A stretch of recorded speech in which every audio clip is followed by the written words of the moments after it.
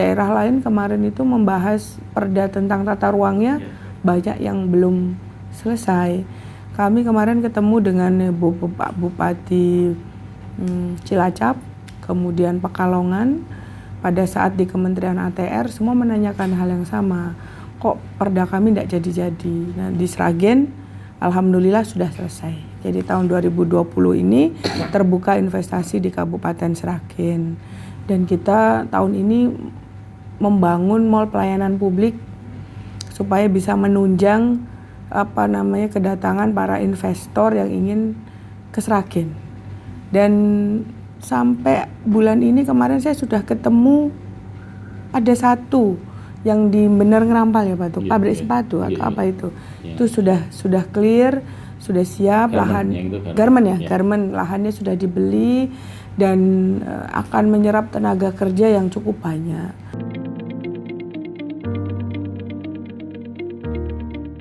Ada beberapa investor yang datang ke saya mau membuat rumah sakit. Sragen ini kan ada di belah Sungai Bengawan Solo, ada sebelah selatan Bengawan dan utara Bengawan.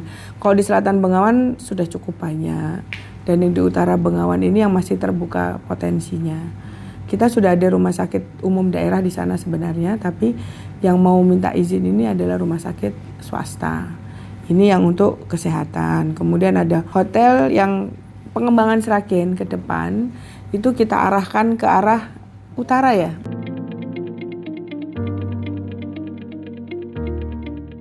Kalau di perkembangan investasi Sragen dari tahun 2015 sampai dengan 2019 banyak sekali kemajuannya Pak. Dulu itu di tahun 2015 investasinya 1,6 triliun.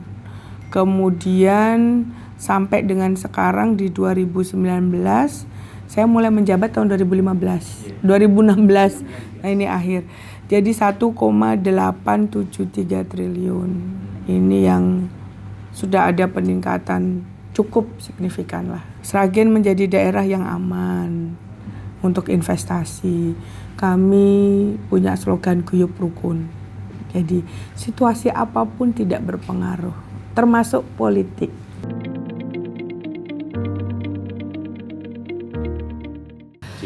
Banyak ya, cuma karena kemarin ada virus corona ini, jadi ada beberapa yang berhenti, stagnan, belum ada tinjutnya. Kita optimis lah Pak, ya semangat. Kemarin sempat jadi headline tuh beberapa kali, oh ada investor datang ke Sragen dan sebagainya. Kok ternyata sampai sekarang nggak ada tinjutnya, ya ini, karena ini semua jadi berhenti. Iya, orang-orangnya transportasinya untuk berkunjung ke tempat kita kan dibatasi juga sekarang. Di 2020 ada yang berminat di sini seperti industri furniture. Kan kita punya di Kali Jambi itu. Kemudian industri plastik dan mainan yang ada sekarang di target di 2020 ini.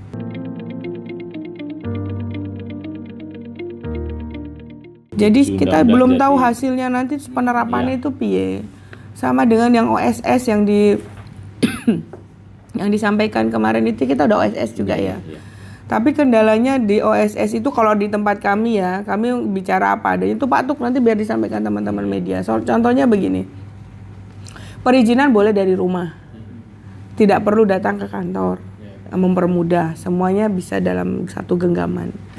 Terus keluar izinnya tanpa kita memberikan rekomendasi atau notifikasi. Kalau kami di Sragen itu punya perda yang mengatur keberadaan karaoke. Tidak boleh berdekatan jaraknya, radiusnya dengan sekolah, kemudian dengan rumah ibadah, kemudian dengan kantor. Nah, karena izin itu tidak perlu untuk menghadap kami, gitu kan, langsung dari rumah, izinnya sudah keluar terlebih dahulu. Sementara saya tidak akan memperpanjang karena sudah menyalahi perda. Dan saya juga mendapatkan banyak masukan dari tokoh masyarakat juga. Di situ berdekatan dengan sekolah, berdekatan dengan perkantoran, ya. Mereka bersikukuh bahwa saya sudah dapat izin kok. gitu. Jadi sebenarnya tidak bisa digeneralisata begitu karena masing-masing daerah kan punya kekhususan lokal regulasinya. Nah kalau yang seperti ini kan kami di daerah yang dibenturkan. Kemudian ada lagi, tidak perlu izin HO misalnya gitu. Kita di daerah masih diuplok-uplok sama warga sekitar untuk harus ada izin lingkungan. Padahal sudah tidak perlu ada izin lingkungan. Pengertian itu yang masyarakat belum paham. Kami lagi dibenturkan. Akhirnya kita yang mediasi antara perusahaan dengan masyarakat. Hal-hal yang seperti itu yang memang tidak bisa digeneralisata oleh pemerintah pusat sebenarnya. Harus ada kekhususan. Paling tidak kami diberikan kewenangan untuk memberikan notifikasi atau apalah. Karena yang mengerti kondisi kami kan kita.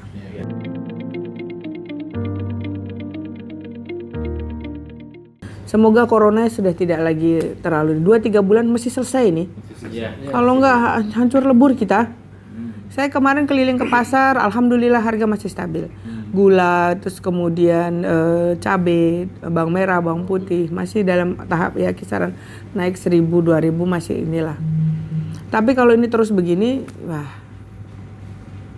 kita target 7% mungkin berat untuk diraih.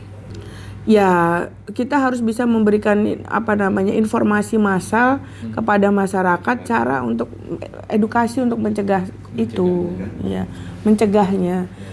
Ya, intinya semua harus bergandeng tangan kalau untuk urusan corona ini. Kami kemarin mendapatkan Juklak-Juknis mengatakan bahwa informasi mengenai corona harus dipastikan keluar dari orang yang kompeten memberikan komentar.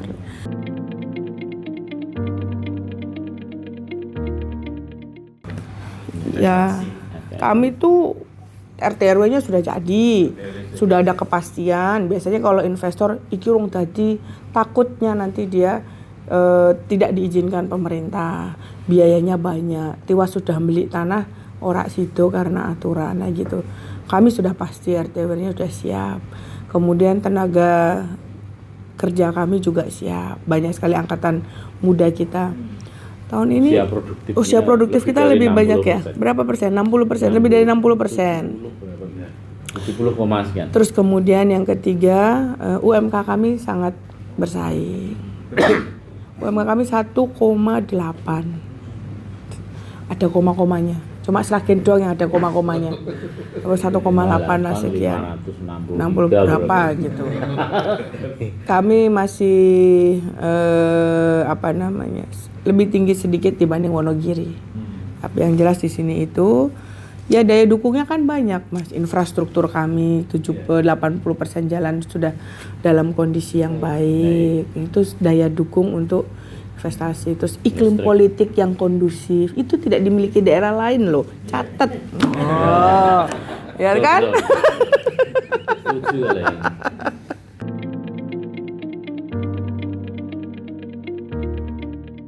Banyak sebenarnya yang kita lakukan. Kami tuh belajar di banyak tempat untuk menurunkan angka kemiskinan.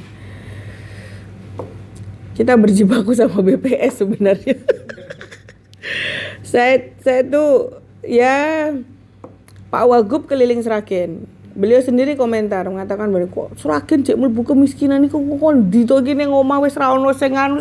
Nah, jadi bicara data dulu yang harus penting.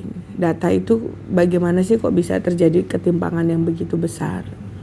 Kemudian baru program yang menyasar untuk mengurangi angka kemiskinan itu kan kalau dia miskinnya miskin absolut, kemudian dia orang tua dan sebagainya kan tentu harus ada intervensi pemerintah, baik itu beras, baik itu macam-macam. Lah sekarang kalau dia masih usia produktif, kan tentu saja kita harus berikan pelatihan dan sebagainya. Jadi ke sana arahnya. Cuma karena masyarakat kita itu masih terdogma bahwa untuk bantuan kuwi luwih penak gitu. Timbang ora, jadinya masih banyak yang seharusnya dia sudah mentas dari itu dia masih mengaku miskin. Makanya kemarin kami mengejar itu dengan stikerisasi. Tapi kita tidak menggunakan bahasa yang aneh-aneh kayak konco-konco sing ning kono kae Lain, kalimatnya tuh walalah luar biasa yang macam-macam. Itu saja ada beberapa daerah yang akhirnya mengatakan bahwa saya sudah tidak miskin lagi.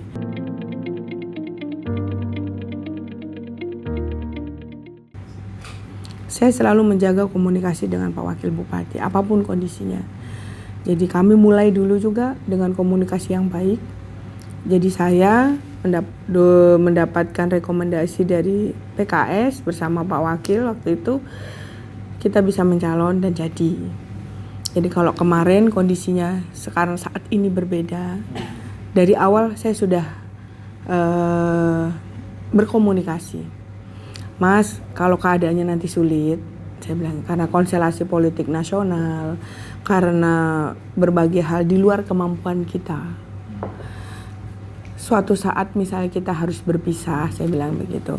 Kita harus komitmen menjaga pemerintahan ini sampai selesai dengan kondusif. Siap. Yang kedua, ini nanti kita harus saling berhadap-hadapan, kita pun berhadap-hadapan dengan baik. Maksudnya supaya masyarakat di Sragen itu juga bisa memberikan punya opsi pilihan lah gitu.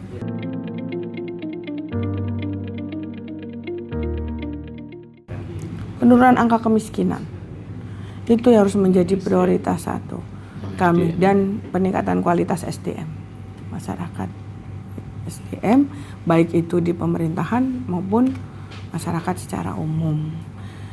Itu saja, dua itu yang harus menjadi fokus. Menurunkan angka kemiskinan 1 digit, wah ngelera umum.